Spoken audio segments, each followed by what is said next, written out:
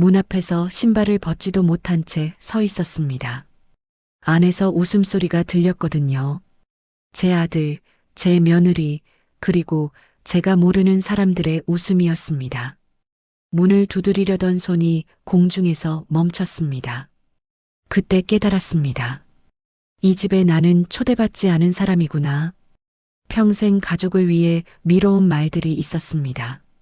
힘들다는 말, 서운하다는 말, 그리고 나도 사람이다라는 한마디. 그날 저는 아무 말도 하지 않고 돌아섰습니다. 하지만 집으로 돌아온 뒤 오래된 서류철을 꺼냈습니다. 참는 데 쓰던 인생을 이제는 끝내기로 했으니까요. 그 선택이 이렇게까지 모든 것을 뒤집을 줄은 그때는 몰랐습니다. 이야기 시작합니다. 안녕하세요. 오늘도 찾아와 주셔서 감사합니다. 좋아요, 구독 눌러주세요. 구독은 무료이니 편하게 눌러주세요. 현관문 앞에서 잠깐 멈췄습니다. 손잡이를 잡을까 말까 망설였지요. 안에서 웃음소리가 새어나왔습니다. 나는 이 집에 자주 오지만 그 웃음 속에 내 자리는 없는 것처럼 느껴졌습니다. 그래도 노크를 했습니다. 몇 초 뒤 문이 열렸습니다. 문틈 사이로 얼굴이 비쳤습니다. 웃던 입꼬리가 아주 잠깐 굳었습니다. 곧 다시 공손한 표정이 돌아왔지요. 아버님 오셨어요. 말은 예의 바릅니다. 그런데 눈빛은 바쁘고 차가웠습니다. 저는 그 눈빛을 보지 못한 척했습니다. 보고도 모른 척하는 게 어른의 일이라고 생각했거든요. 신발을 벗고 들어가며 작은 봉투를 내밀었습니다. 손주 간식이었습니다. 제가 손에 쥐고 온 이유는 하나입니다. 손주 얼굴 한 번 더 보고 싶어서였어요. 그 마음 하나로 사람은 참 많은 걸 견딥니다. 거실에는 TV 소리가 낮게 깔려 있었습니다. 소파에 앉아있던 아들이 고개를 들었습니다. 늘 그렇듯 피곤한 얼굴이었지요. 그는 잠깐 웃었습니다. 그리고 휴대폰 화면으로 시선을 다시 내렸습니다. 그 웃음이 진심인지 습관인지 이제는 잘 모르겠습니다. 아버지 오셨어요. 추우시죠? 그 한마디가 다였습니다. 저는 고개를 끄덕이고 손을 비볐습니다. 난방은 충분히 켜져 있었는데도 손끝이 차가웠습니다. 사람 마음이 차가워지면 몸도 따라 차가워지는지요. 부엌에서는 국 끓는 소리가 났습니다. 며느리는 앞치마를 두른 채 바쁘게 움직였습니다. 가끔 저를 힐끔 보고는 다시 씻고 썰고 닦았습니다. 씩 웃으며 좀만 기다리세요라고 말하는데 그 말이 저를 위한 건지 그 상황을 정리하기 위한 건지 알 수 없었습니다. 식탁에 앉았을 때 저는 조용히 주위를 살폈습니다. 깔끔한 접시, 정리된 수저, 반듯한 의자, 모든 게 정확했습니다. 그런데 그 정확함 속에서 저는 어색하게 떠 있었습니다. 마치 손님용 의자에 앉아 있는 것 같았습니다. 가족이라는 말은 따뜻한데 가족의 공기는 차갑더군요. 저는 원래 말이 많은 사람이 아닙니다. 젊을 때부터 그랬습니다. 현장에서 일하다 보면 말보다 손이 먼저 움직이지요. 저는 평생 공사판에서 살았습니다. 비 오는 날에도 바람 센 날에도 자재가 늦어도 인부들이 다투어도 책임지는 사람은 늘 현장 소장이었습니다. 그래서인지 저는 참는 법을 일찍 배웠습니다. 화를 내도 해결되지 않는 일이 많거든요.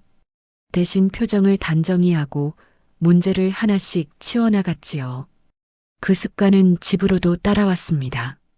아내가 있을 때는 괜찮았습니다. 집안의 공기가 달랐지요. 누가 뭐라 하지 않아도 밥상 위에는 당신 고생했지라는 말이 놓여 있었습니다. 그런데 아내가 떠난 뒤 집은 소리가 줄었습니다. 냄새가 줄었습니다. 빛도 줄었습니다. 밤이 더 길어졌습니다. 저는 그 긴 밤을 견디려고 낮을 더 바쁘게 만들었습니다. 시장도 다니고 동네를 걷고 텔레비전도 켜놓고 그래도 한 가지는 채워지지 않더군요. 사람이 사람에게 기대고 싶은 마음입니다. 그래서 여기까지 오게 되었습니다. 아들의 집이 멀지 않았습니다. 버스로 2정거장입니다. 손주가 자라는 걸 눈으로 보고 싶었습니다. 아이의 키가 어제와 다르지요. 목소리도 달라지고 눈빛도 달라집니다. 그 변화를 놓치고 싶지 않았습니다. 그 마음이 어느 순간부터 민폐라는 단어로 바뀌고 있다는 것도 저는 알고 있었습니다. 식사 중에 며느리가 물었습니다. 아주 자연스러운 톤이었지요. 아버님, 오늘은 오래 계실 거예요? 저는 젓가락을 잠깐 멈췄습니다. 아무 일 아닌 질문인데 가슴이 찔렸습니다. 오래라는 말이 언제 가실 거예요?처럼 들렸거든요. 저는 웃었습니다. 어색한 웃음이었습니다. 아니, 금방 가야지. 집에 할 일도 있고. 그러자 며느리는 고개를 끄덕였습니다. 안도의 기색이 아주 조금 스쳤습니다. 정말 아주 조금. 그게 더 아팠습니다. 사람은 미세한 표정에서 진심을 봅니다. 저는 현장에서 사람을 많이 봤습니다. 거짓말하는 얼굴도, 숨기는 얼굴도, 견디는 얼굴도요. 며느리의 얼굴은 정리하고 싶은 얼굴이었습니다. 아들은 그 사이 아무 말이 없었습니다. 숟가락만 들었다 내렸다 했지요. 저는 아들의 옆 얼굴을 봤습니다. 문득 제가 아들을 너무 착하게 키우려 했나 싶었습니다. 아니면 제가 너무 강하게 키웠나 싶었습니다. 어쨌든 지금 그의 침묵은 며느리의 말보다 더 크게 들렸습니다. 침묵은 중립이 아니라 선택이더군요. 식사를 마치고 손주가 방에서 나왔습니다. 잠에서 막 깬 얼굴이었습니다. 눈을 비비며 저를 보더니 잠깐 멈칫했습니다. 그리고 곧 다가와 제 무릎에 기대 앉았습니다. 그 작은 무게가 제 마음을 풀어놓았습니다. 저는 아이의 머리를 천천히 쓰다듬었습니다. 머리카락이 부드러웠습니다. 아내가 있었다면 이런 순간에 웃었을 겁니다. 당신 표정 풀렸네 하고요. 그런데 며느리의 목소리가 뒤에서 들렸습니다. 낮고 조심스러웠습니다. 애가 낮잠을 더 자야 해서요. 조금만. 말은 끝까지 하지 않았습니다. 하지만 뜻은 충분했습니다. 저는 손주를 살짝 떼어내고 자리에서 일어났습니다. 허리가 순간 뻐근했습니다. 나이 든 몸은 감정을 따라 움직이지 않지요. 그래, 자야지. 내가 방해했구나. 저는 그렇게 말하고 웃었습니다. 웃음이 목에서 걸렸습니다. 며느리는 아니에요라고 했습니다. 그 말도 공손했습니다. 그런데 그 공손함이 벽 같았습니다. 현관에서 신발을 신으며 저는 뒤를 한번 돌아봤습니다. 아들은 제 눈을 피했습니다. 며느리는 문손잡이를 잡은 채 서 있었습니다. 그 얼굴은 예의 바르고 단정했습니다. 그 단정함이 오히려 무서웠습니다. 누군가를 밀어내면서도 죄책감을 느끼지 않게 만드는 얼굴이니까요. 밖으로 나오니 바람이 차가웠습니다. 계단을 내려오며 저는 속으로 몇 번이나 되뇌었습니다. 괜찮다. 당연하다. 내가 참으면 된다. 그 말들이 오래된 모처럼 마음에 박혀 있었지요. 하지만 집으로 돌아와 외투를 벗는 순간 문득 이런 생각이 들었습니다. 내가 참아온 것은 가족을 위한 배려였을까? 아니면 내 존재를 지우는 습관이었을까? 그 질문이 불쑥 올라왔습니다. 대답은 아직 없었습니다. 그날 밤 저는 잠이 오지 않았습니다. 침대 머리맡에 있던 작은 서랍을 열었습니다. 오래된 서류철이 보였습니다. 집 등기, 통장, 도장, 계약서들. 평소에는 쳐다보지도 않던 것들입니다. 저는 한 장 한 장 넘겼습니다. 종이에서 오래된 잉크 냄새가 났습니다. 그 냄새가 이상하게도 정신을 맑게 했습니다. 그때였습니다. 휴대폰이 울렸습니다. 아들의 메시지였습니다. 짧았습니다. 아버지, 내일은 오지 마세요. 서연이가 힘들대요. 저는 한참 화면을 바라봤습니다. 손끝이 저려왔습니다. 심장이 느리게, 그러나 깊게 내려앉았습니다. 말이 나오지 않았습니다. 저는 휴대폰을 내려놓고 조용히 서류철을 덮었습니다. 그리고 처음으로, 아주 처음으로 생각했습니다. 이제는 내가 나를 지켜야겠구나. 아들의 집에 발길을 끊겠다고 마음먹은 건 아니었습니다. 다만 며칠은 좀 쉬자고 생각했지요. 그래도 사람 마음이 그렇습니다. 손주 목소리가 그리우면 이유를 만들어서라도 움직이게 됩니다. 저는 동네 마트에서 귤 한 박스를 샀습니다. 비타민 좀 먹이세요라는 말을 핑계로 삼았습니다. 봉투 손잡이가 손바닥에 파고들 만큼 묵직했지만 그 무게가 오히려 마음을 붙잡아주는 것 같았습니다. 버스를 타고 두 정거장을 가는 동안 창밖만 봤습니다. 겨울 햇빛이 희미했습니다. 창문에 비친 제 얼굴은 생각보다 늙어 보였지요. 눈가에 잔주름이 깊고 입가가 굳어 있었습니다. 저는 그 얼굴을 보며 속으로 웃었습니다. 젊을 때는 제 나이가 이렇게 올 줄 몰랐습니다. 아니, 올 줄 알면서도 준비하지 못했지요. 노후란 대단한 사건이 아니라 작은 무시가 쌓여 만들어지는 풍경인지도 모르겠습니다. 아들의 집 앞에 도착했을 때 문 앞에 택배 상자가 놓여 있었습니다. 아이 간식이라고 적힌 스티커가 붙어 있었습니다. 저는 잠깐 망설였습니다. 오늘은 그냥 돌아갈까? 또 눈치를 보며 들어갈까? 그때 현관문이 열렸습니다. 며느리가 쓰레기 봉투를 들고 나오는 길이었습니다. 저와 눈이 마주치자 며느리의 표정이 아주 짧게 굳었습니다. 그리고 곧바로 정중한 미소가 올라왔지요. 아버님 오셨어요. 그래, 귤 좀 가져왔지. 저는 박스를 살짝 들어 보였습니다. 며느리는 네 하고 고개를 끄덕였지만 그 눈빛이 박스를 보며 계산을 하는 것처럼 보였습니다.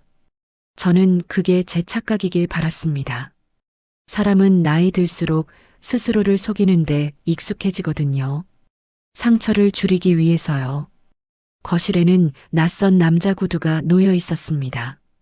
아들의 회사 동료인지 친척인지 알 수 없었습니다. 안쪽에서 남자 목소리가 들렸습니다. 웃음도 들렸고요. 순간 가슴이 철렁 내려앉았습니다. 나는 안 된다는 말은 하지 않으면서 다른 사람은 된다는 상황이 더 아프지요. 며느리는 제 시선을 따라가더니 아무렇지 않게 말했습니다.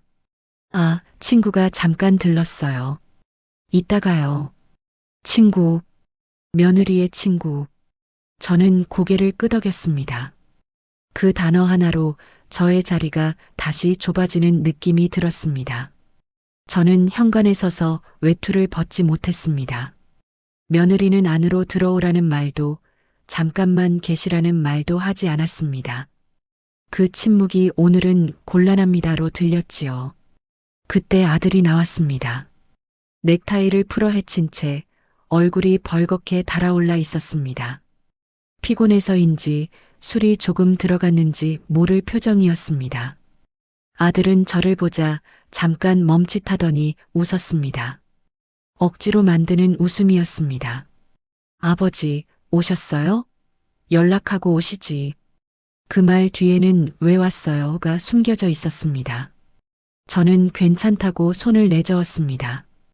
귤만 놓고 가려고 했지. 그런데 며느리가 그 말을 끈뜻 끼어들었습니다. 목소리는 낮았지만 또렷했습니다. 아버님, 요즘은 오시기 전에 꼭 연락 좀 주세요. 저는 잠깐 말을 잃었습니다. 연락은 예의입니다. 맞지요. 그런데 그 말이 제게는 규칙처럼 들렸습니다. 출입을 허락받는 느낌. 저는 목을 가다듬고 조용히 말했습니다. 그래, 내가 습관이 없어서 그랬구나. 미안하구나. 며느리는 고개를 끄덕였습니다. 사과를 받았다는 듯이요. 아들은 그 옆에서 아무 말도 하지 않았습니다. 저는 아들의 침묵을 보며 과거가 떠올랐습니다. 현우가 중학생이던 날입니다. 학교에서 친구와 싸웠다고 교무실로 불려갔지요. 저는 그 아이의 손을 잡고 교무실 앞에 서서 한참을 기다렸습니다. 선생님이 가정에서 잘 지도해달라고 말했을 때 저는 고개를 숙이며 죄송합니다라고 했습니다. 아이는 제 뒤에서 울먹였습니다. 저는 그때도 아무 말도 하지 않았지요. 집에 돌아가서도 왜 그랬냐만 물었습니다. 괜찮다는 말은 하지 못했습니다. 저는 그런 아버지였습니다. 책임을 지되 마음을 표현하지 못하는 아버지요. 그날 현우는 제 침묵을 배웠을까요? 그래서 지금도 옆에서 누군가가 제게 칼을 꽂아도 아무 말 못하는 걸까요? 저는 귤박스를 현관 바닥에 내려놓았습니다.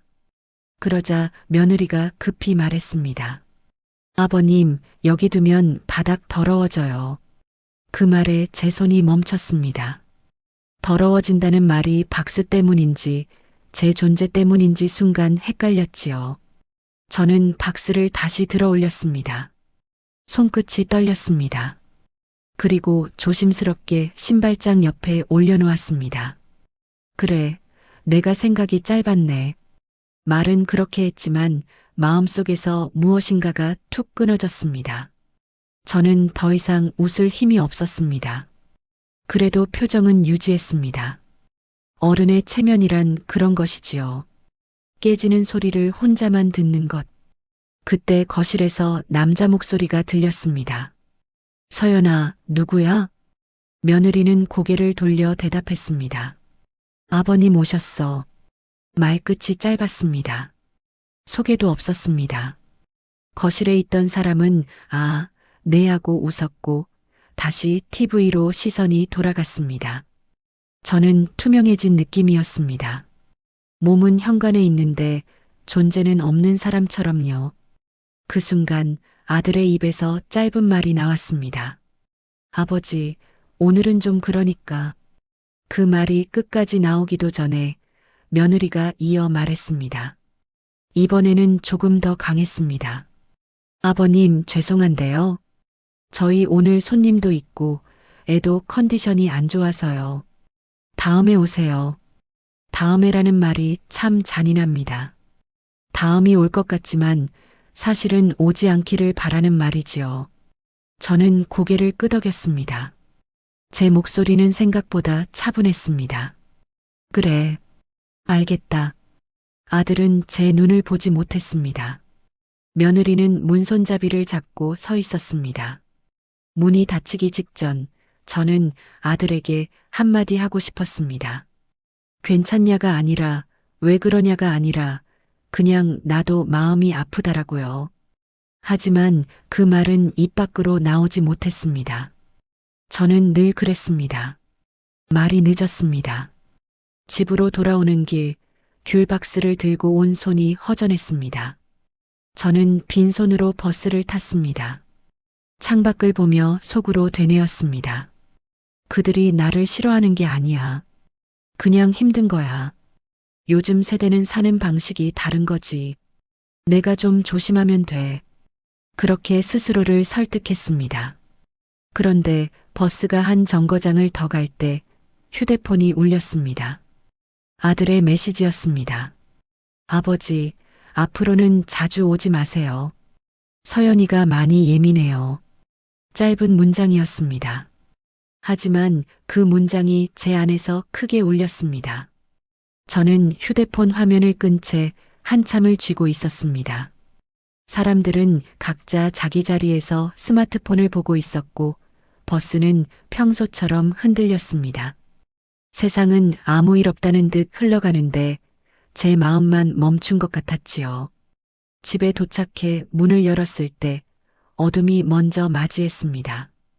불을 켜고 외투를 걸고 조용히 거실에 앉았습니다. 텔레비전을 켜도 소리는 들어오지 않았습니다.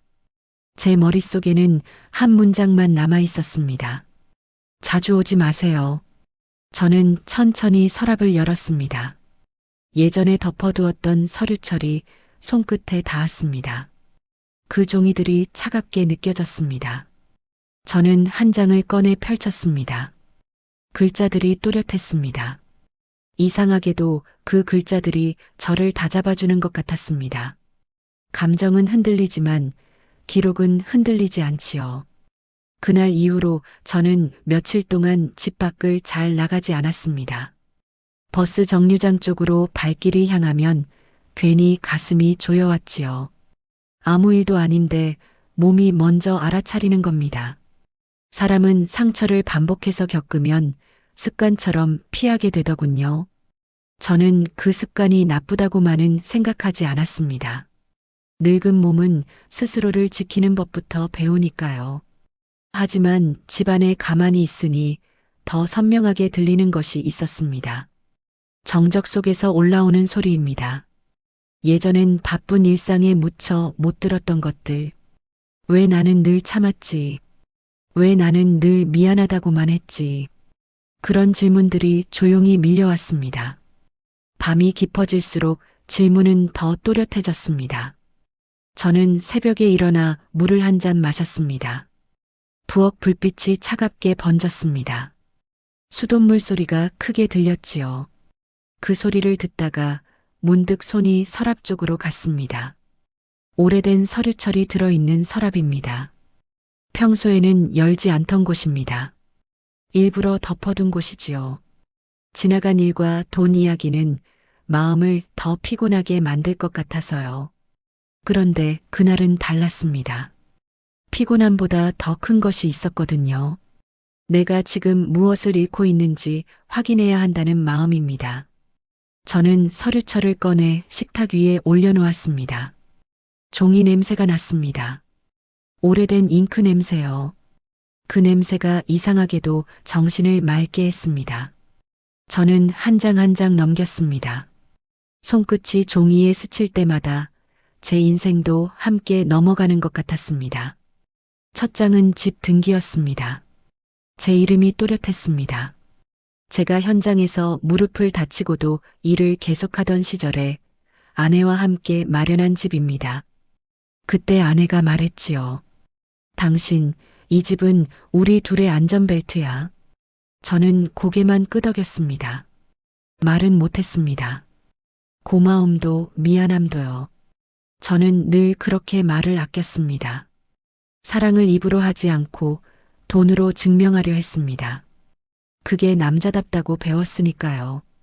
다음 장은 아들에게 빌려준 돈의 내역이었습니다. 아들이 직장을 옮기며 잠깐 자금이 필요하다고 했던 때가 있었습니다. 저는 묻지도 않고 통장을 내밀었지요. 그때 아들은 제 앞에서 고개를 숙였습니다. 아버지, 꼭 갚을게요. 저는 그 말이 반가웠습니다. 돈을 갚겠다는 말이 아니라 아버지라는 단어가 반가웠지요. 그때는 그게 사랑이라고 생각했습니다. 사랑은 주는 것이고 아버지는 주는 사람이라고요. 하지만 지금 그 내역을 다시 보니 다른 생각이 들었습니다. 저는 그 돈을 믿음으로 줬습니다. 그런데 그 믿음이 당연한 것으로 바뀌는 데는 시간이 오래 걸리지 않더군요. 사람은 익숙해지면 감사함을 잊습니다. 특히 가족이라는 이름을 달면 더 그렇지요. 저는 서류철을 덮고 한참을 앉아 있었습니다. 손이 떨렸습니다. 분노 때문인지 슬픔 때문인지 제 스스로도 알 수 없었습니다. 다만 확실한 건 제가 더 이상 모른 척할 수 없다는 사실이었습니다. 모른 척은 평화가 아니라 지연이었습니다. 결국 더 큰 고통을 미루는 일이었지요. 그날 오전 저는 동사무소로 갔습니다.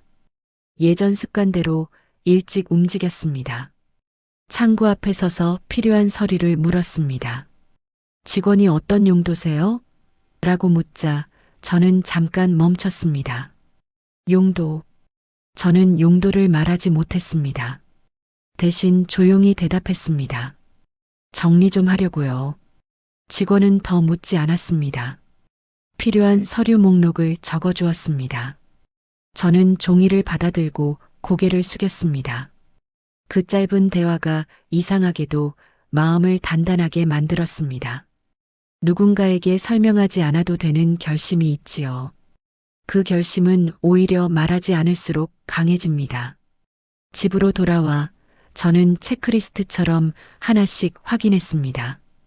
통장 잔액, 자동이체, 보험, 부동산 계약 상태, 도장 위치, 비밀번호, 자식에게 알려주지 않았던 것들까지 다시 점검했습니다. 저는 평생 현장에서 안전 점검을 했습니다. 사고는 큰 실수에서 나지 않습니다.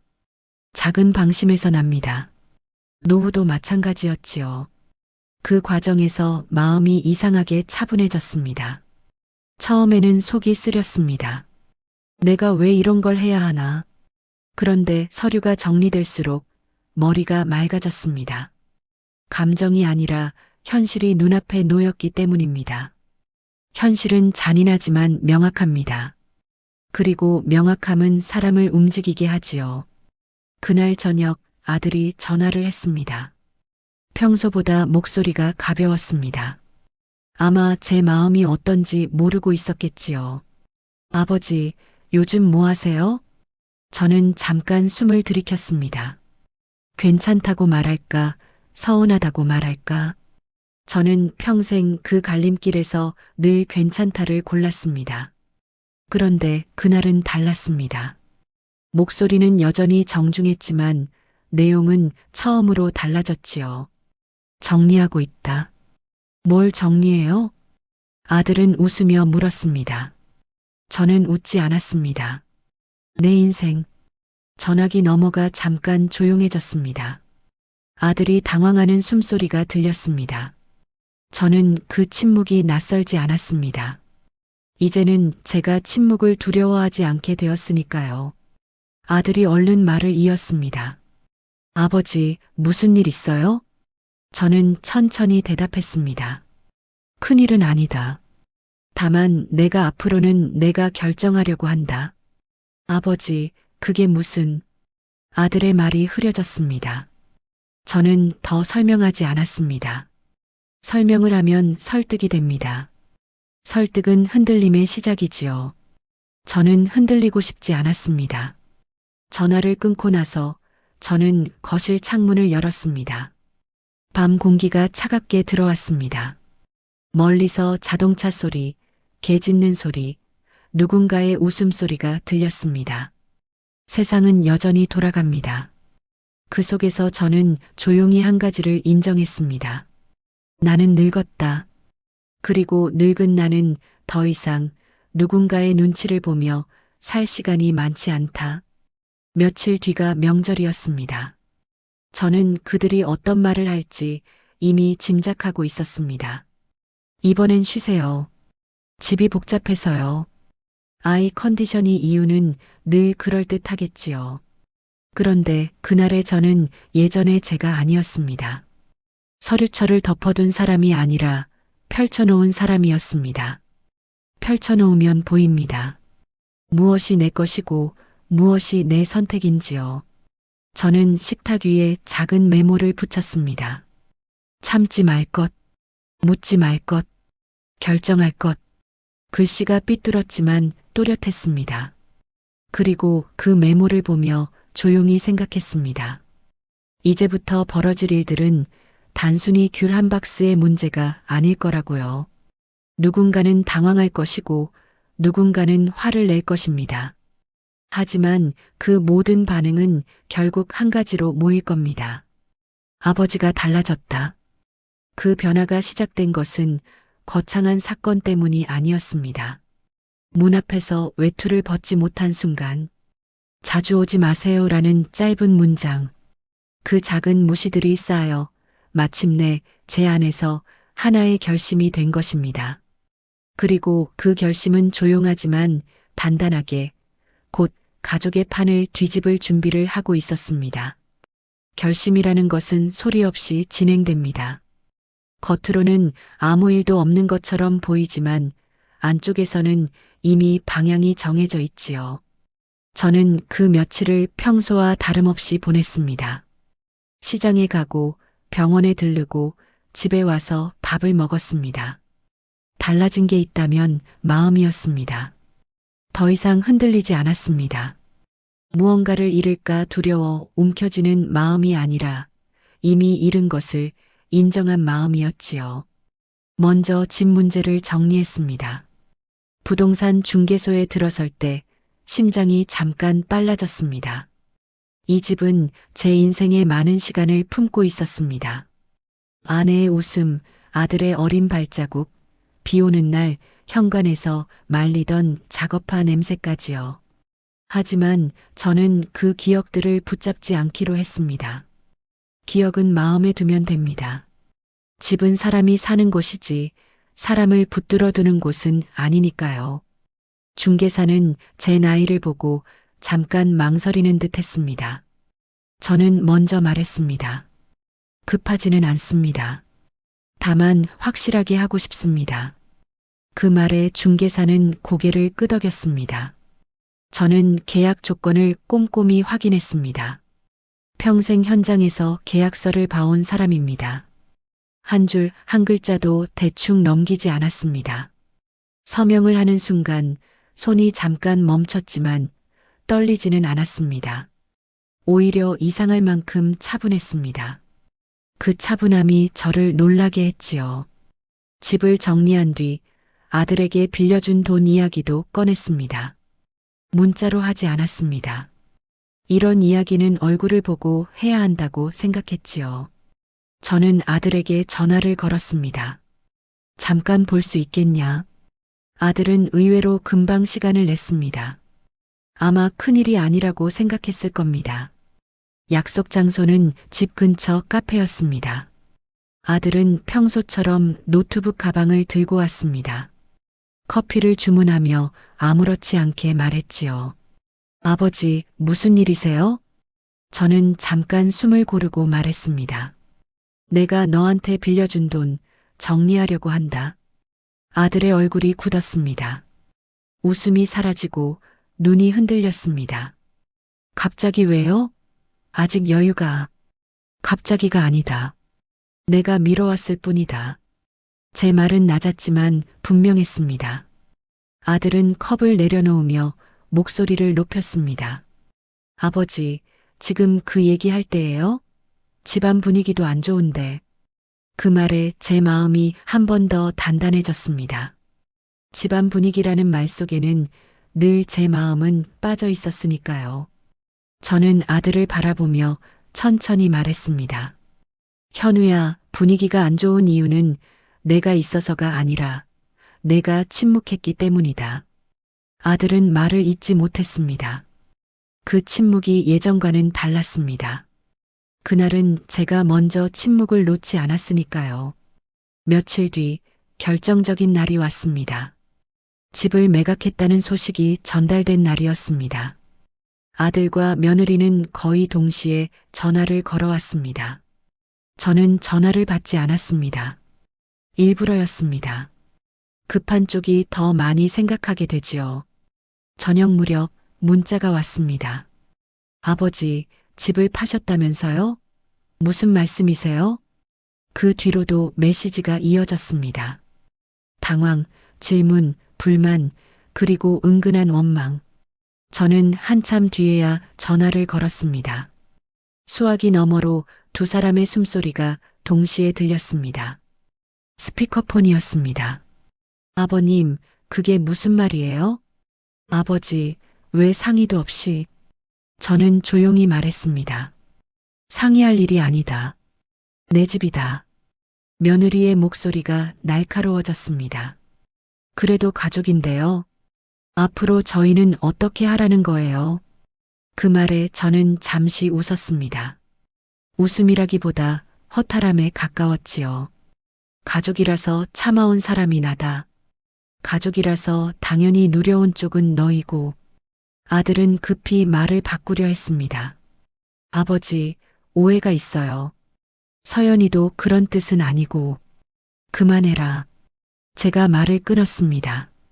제 입에서 그런 단호한 말이 나올 줄은 저도 몰랐습니다. 나는 이제 오해를 풀 생각이 없다. 오해라는 말로 덮기엔 너무 오래 참았다. 전화기 넘어가 조용해졌습니다. 그 침묵 속에서 저는 처음으로 숨이 편해졌습니다. 설명하지 않아도 되는 자리, 이해받지 않아도 되는 자리, 그게 이렇게 편한 줄 몰랐습니다. 그날 밤 저는 짐을 쌌습니다. 큰 짐은 아니었습니다. 옷 몇 벌, 사진 몇 장, 그리고 서류철. 그 서류철은 이제 더 이상 무거운 짐이 아니었습니다. 제 선택의 기록이었으니까요. 새로 이사할 곳은 바다 근처의 작은 실버타운이었습니다. 누군가의 눈치를 볼 필요가 없는 곳, 방문 시간을 조율하지 않아도 되는 곳. 창문을 열자 바다 냄새가 들어왔습니다. 짠 공기 속에서 저는 처음으로 스스로에게 말했습니다. 잘했다. 그 말이 이렇게 늦게 나왔다는 게 아쉬웠지만 나오지 않은 것보다는 낫지요. 그 사이에도 아들과 며느리는 여러 번 연락을 해왔습니다. 사과도 있었고 불만도 있었고 계산도 있었습니다. 저는 모두 듣지 않았습니다. 듣지 않는 것이 복수였습니다. 소리를 키우지 않는 복수, 상대를 무너뜨리지 않으면서 나를 바로 세우는 방식의 복수였지요. 바다 근처로 이사 온 뒤 시간이 조금 다르게 흘렀습니다. 시계는 똑같이 가는데 마음이 덜 급해지더군요. 아침에 눈을 뜨면 창문부터 열었습니다. 짠 공기와 차가운 바람이 방 안으로 들어왔습니다. 그 공기가 폐속까지 스며들면 전날 밤의 불안이 조금씩 빠져나가는 느낌이었지요. 저는 천천히 세수를 하고 얇은 점퍼를 걸치고 산책로로 나갔습니다. 산책로에는 비슷한 나이의 사람들이 많았습니다. 누구도 제게 왜 혼자 계세요라고 묻지 않았습니다. 그게 좋았습니다. 여기는 사연을 꺼내지 않아도 되는 곳입니다. 그냥 오늘의 날씨만 말해도 충분합니다. 저는 벤치에 앉아 바다를 보곤 했습니다. 파도가 들이치고 빠지는 소리가 일정했습니다. 그 리듬이 제 마음을 정돈해 주었습니다. 평생 현장에선 늘 소리가 컸습니다. 고함, 기계 소리, 경적, 욕설. 그 소리들 속에서 저는 버텨야 한다를 배웠습니다. 그런데 여기서는 다릅니다. 버텨야 한다가 아니라 살아도 된다는 느낌이 들었습니다. 그런데도 며느리와 아들 생각이 완전히 사라지진 않더군요. 가족이란 그런 겁니다. 끊고 싶다고 끊어지는 게 아니라 거리를 두는 법을 새로 배우는 거지요. 처음 며칠은 전화가 오면 심장이 뛰었습니다. 혹시 무슨 일이 났나 하는 불안. 그 불안이 참 오래된 습관이라는 걸 저는 늦게 알았습니다. 무슨 일이 생기기 전에 먼저 걱정하는 습관, 먼저 미안해하는 습관, 먼저 물러나는 습관. 저는 그 습관을 고치기로 했습니다. 그래서 전화를 받지 않았습니다. 받지 않는 게 복수라기보다 치료에 가까웠습니다. 이사한 지 한 달쯤 되었을 때 아들이 찾아왔습니다. 실버타운 로비에서 직원이 저를 불렀습니다. 방문객이 오셨습니다. 그 말에 가슴이 잠깐 철렁 내려앉았습니다. 저는 천천히 내려갔습니다. 아들은 로비 한쪽 의자에 앉아 있었습니다. 정장을 입었지만 넥타이는 풀어져 있었고 손은 무릎 위에서 계속 움직였습니다. 그 작은 움직임이 그 아이가 얼마나 불편한지 말해주었지요. 저는 의자 맞은편에 앉았습니다. 먼저 말하지 않았습니다. 말이 먼저 나오면 마음이 흔들릴까 봐요. 아들이 고개를 들었습니다. 눈밑이 꺼져 있었습니다. 아버지 죄송합니다. 그 한마디가 공기 속에 떨어졌습니다. 저는 그 말을 기다렸던 것 같기도 하고 기다리지 않았던 것 같기도 했습니다. 사람은 늦은 사과를 받으면 기쁘기보다 멍해집니다. 왜냐하면 그 사과가 오기까지의 시간이 너무 길었으니까요. 저는 고개를 끄덕였습니다. 그래. 알고 있다. 아들은 눈을 크게 떴습니다. 아마 제가 화를 낼 줄 알았을 겁니다.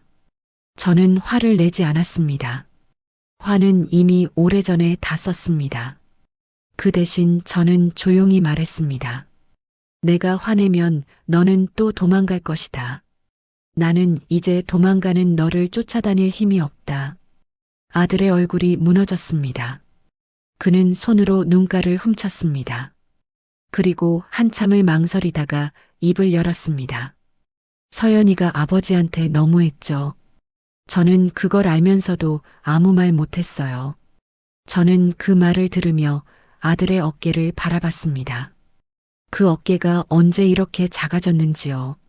어릴 때는 제가 그 어깨를 지켜주겠다고 생각했습니다. 그런데 어느 순간부터 제가 그 어깨에 기대고 있었던 것 같습니다. 아들의 사랑을, 아들의 인정과 안부를요.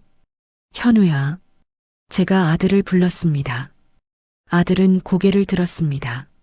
너를 미워하지는 않는다. 다만 너를 믿었던 만큼 실망도 컸다. 그 말이 제 입에서 나오는 순간 가슴이 조금 풀렸습니다. 저는 그동안 마음속에서만 되뇌던 말을 드디어 입 밖으로 꺼낸 겁니다. 말은 늦었지만 늦게라도 해야 했지요. 아들은 고개를 숙이고 말했습니다. 아버지, 다시 집으로 돌아오시면 안 돼요? 서연이도 이제 달라질 거예요. 그 순간 저는 바다를 떠올렸습니다.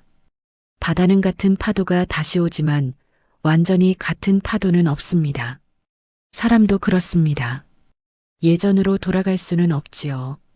저는 아들을 바라보며 천천히 말했습니다. 돌아가지는 않는다.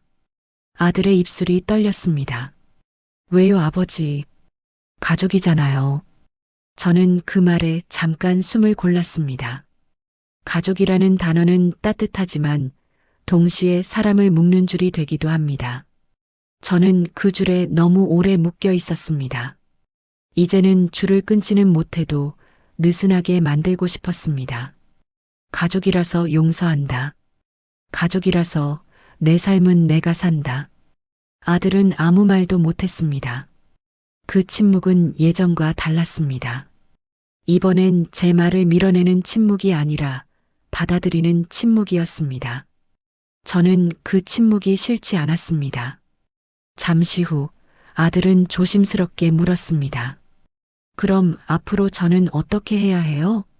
저는 그 질문에 바로 답하지 않았습니다. 답을 주면 다시 제가 책임을 지게 될 것 같았거든요. 저는 대신 짧게 말했습니다. 내 아내에게 너의 말로 말해라. 아버지도 사람이라고.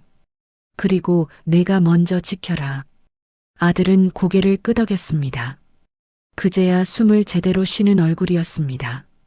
그는 자리에서 일어나며 다시 한번 고개를 숙였습니다. 아버지, 자주 뵈러 올게요. 저는 대답 대신 손을 들어 보였습니다. 허락도 거절도 아닌 손짓이었습니다. 관계는 그렇게 다시 배우는 거니까요. 아들이 떠난 뒤 저는 로비를 나와 바다 쪽으로 걸었습니다. 바람이 세게 불었습니다. 눈이 시렸지만 마음은 맑았습니다. 저는 스스로에게 물었습니다. 이게 복수였나? 그리고 곧 답했습니다. 복수는 상대를 망하게 만드는 게 아니라 나를 다시 세우는 것이었습니다. 저는 지금 서 있었습니다. 흔들리긴 해도 쓰러지지는 않았습니다. 그날 저녁 방으로 돌아와 작은 수첩을 꺼냈습니다. 그리고 한 줄을 적었습니다. 오늘 처음으로 내가 내 편이 되었다. 글씨는 삐뚤었지만 마음은 단단했습니다. 여전히 외로울 때가 있겠지요. 그래도 괜찮습니다. 외로움은 내가 살아있다는 증거니까요. 창밖에서 파도 소리가 들렸습니다. 저는 그 소리를 들으며 천천히 눈을 감았습니다. 이제는 누군가의 집 문 앞에서 망설이지 않아도 됩니다. 제 문은 제가 열고 닫을 수 있으니까요. 그 사실 하나만으로도 노후는 조금 덜 두렵게 느껴졌습니다.